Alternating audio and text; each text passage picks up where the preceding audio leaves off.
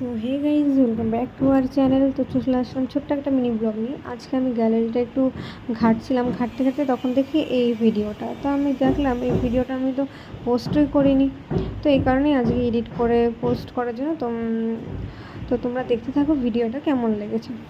তো প্রথমেই তোমার দাদা চলে এসেছিলো রাতে অফিস থেকে আসার পরে, গেট লাগিয়ে দিচ্ছিলো। তারপরে আমি ওকে যেহেতু বলিনি, তোমাদের প্রথমে দেখেই নিয়েছে যে মাছটা, ওটা না আমরা যেখানে ভাড়া থাকি ওই মালিক দাদা তার পুকুরে গেছিলো ধরতে, তো আমাদেরকে দিয়ে গেছিলো। যেহেতু আমরা দুজন থাকি আর আমাদের সাথে বন্ডিংটাও সত্যি খুব ভালো, সেই কারণে আমি ওকে সারপ্রাইজ দেবো, কারণ ও হচ্ছে মাছ সত্যি খুব খুব ভালোবাসে।